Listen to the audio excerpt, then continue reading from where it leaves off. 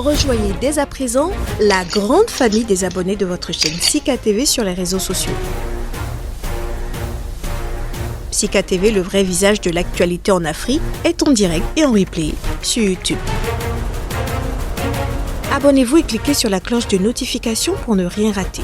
Nous sommes également présents sur Facebook et sur Twitter.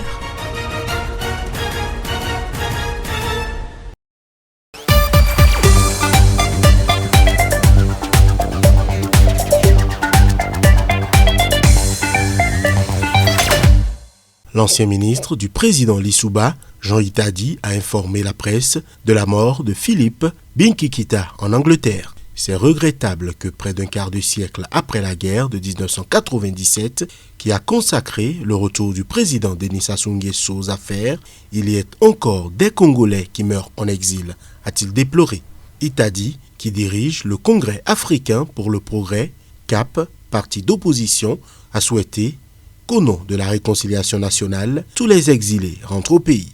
Il a également demandé au président Denis Sassou Nguesso d'élargir tous les prisonniers, allusion faite au général Jean-Marie Michel Mokoko, ancien chef d'état-major de 1987 à 1993, et à l'ancien ministre André Okombi-Salissa. Ces deux personnalités ont pris part à la présidentielle de 2016. Elles ont été ensuite inculpées pour atteinte à la sécurité intérieure de l'État, jugées et condamnées à 20 ans de prison en 2018. Philippe Binkikita a été le dernier ministre de l'Intérieur de Pascal Lissouba, premier président élu du Congo en 1992. Ce dernier est mort l'an dernier et inhumé à Perpignan, en France. Des hommes armés avaient envahi le pensionnat du lycée Baptiste Bethel Secondary School de la localité de Chikoun dans l'état de Kaduna et enlevé 121 élèves qui dormaient dans leur chambre.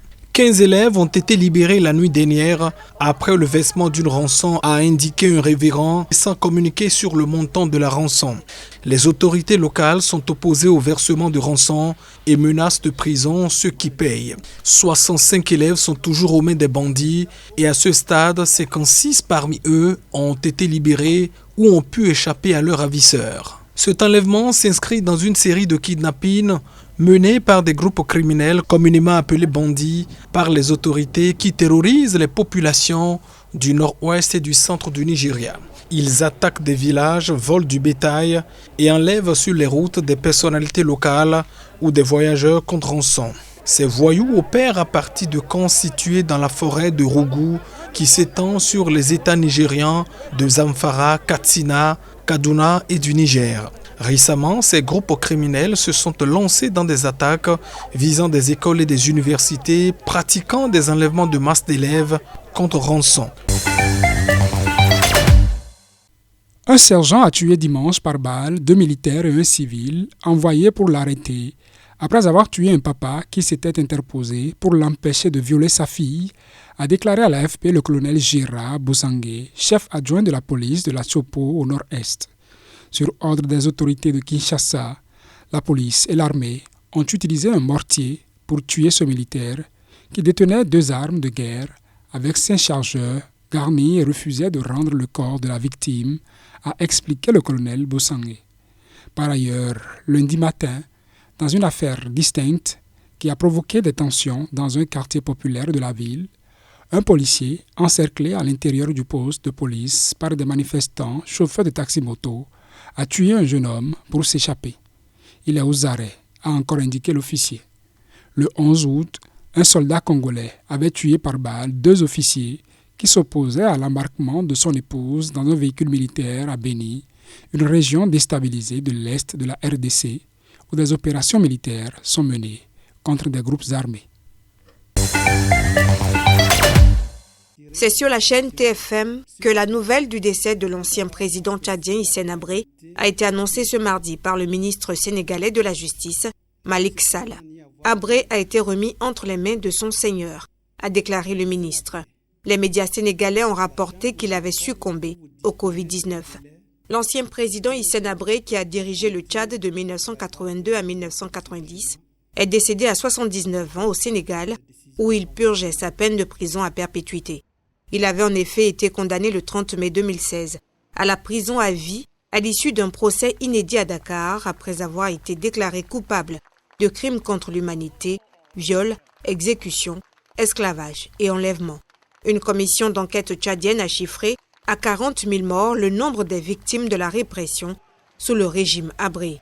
Renversé en 1990, Hissène Habré avait trouvé refuge au Sénégal où, sous la pression internationale, les conditions de son procès avaient été créées et où il avait été arrêté en 2013 et inculpé par un tribunal spécial instauré en coopération avec l'Union africaine.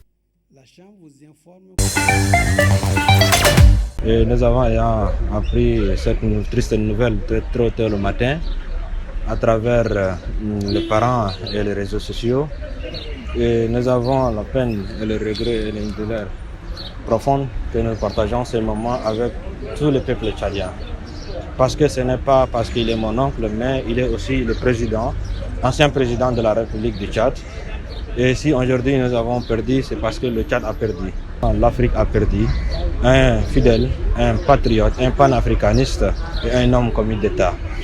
Et il a laissé un grand vide que personne ne peut le combler. Vu son âge et vu son état de santé, et aujourd'hui vu la situation de la crise sanitaire qui traverse le monde d'une manière générale, on aurait pu éviter en la libérant et en la laissant juste à la maison pour des soins médicaux. Mais malheureusement, l'État sénégalais n'a pas réagi et malheureusement, les dirigeants africains n'ont pas réagi. Et c'est vraiment dommage et c'est vraiment regrettable de voir de nos jours un dirigeant, un homme fidèle et patriote, un homme d'État comme lui, laisser partir juste pour la cause de Covid-19, c'est vraiment regrettable et dommage.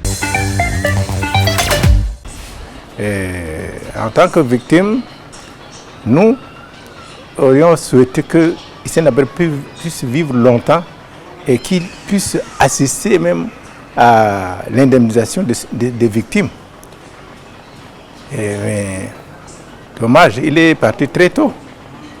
On aurait, au vu de sa condamnation à perpétuité, ça ne veut pas dire qu'il devrait partir si tôt. Mais c'est Dieu qui a décidé ainsi, il est parti, nous déplorons son décès. Mais la lutte continue. Donc j'étais très surpris.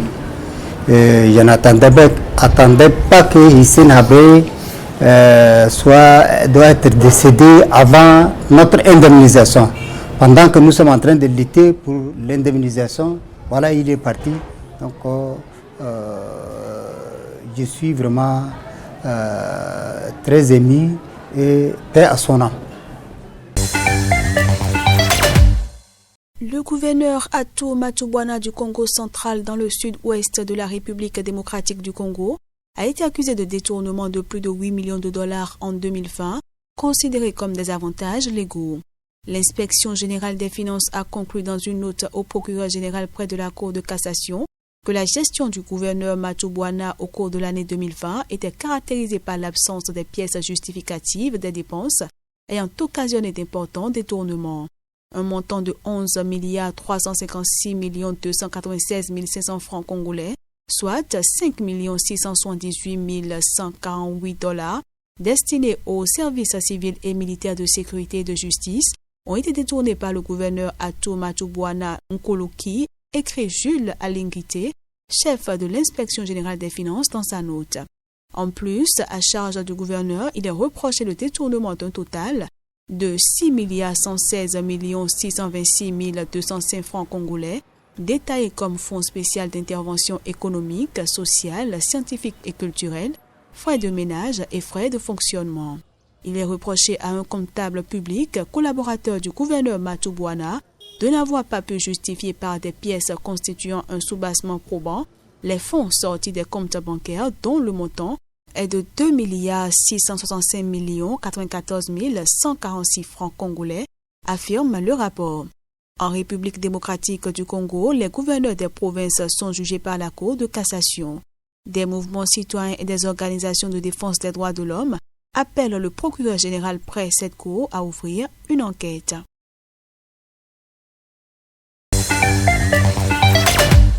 Partout où je vais, je reçois plus de 1000 doléances contre la justice par jour et je les trouve fondées, a déclaré le président devant plusieurs centaines de juges et procureurs. Les gens me disent « Excellence, Monsieur le Président, notre problème, c'est la justice. La pauvreté que nous vivons aujourd'hui, c'est à cause de la justice. Votre cause ne peut être entendue sans vendre votre chèvre, votre vache ou votre terre pour soudoyer, a-t-il raconté. D'autres me disent que ce sont les juges qui sont à l'origine des tueries dans le pays, car les gens se rendent justice. Les gens sont désespérés, a ajouté le président, qui a fait de la lutte contre la corruption une priorité depuis sa prise de fonction en juin 2020. C'est une honte ce qui se passe dans ce pays, a-t-il lancé. Pays parmi les plus pauvres du monde, le Burundi a été classé parmi les 10 plus corrompus par Amnesty International. L'ONG Transparency International le place en 165e position sur 180 pays. Cette corruption décourage tout investissement, affirme Évariste Ndayishimiye. Les investisseurs étrangers ne viennent plus au Burundi. Vous trouvez des stratagèmes pour les dépouiller de leur argent. Ils n'ont nulle part où se plaindre. Vous vous mettez en bande pour les escroquer et en même temps, vous dites que vous voulez le développement pour notre pays, a-t-il lancé. Même le Burundais a peur d'entreprendre car il se dit « Je renonce car je sais que mon projet va être détourné et personne ne va me rendre justice », a-t-il poursuivi. Aucun développement n'est possible dans un pays où il n'y a pas de justice. Il ne peut pas y avoir de paix, a-t-il ajouté. Un président du tribunal du Sud-Est lui a répondu au cours de cette réunion que les magistrats étaient prêts à changer de comportement et à se corriger, mais a aussi appelé le président burundais à mettre fin aux interférences des responsables politiques dans la justice.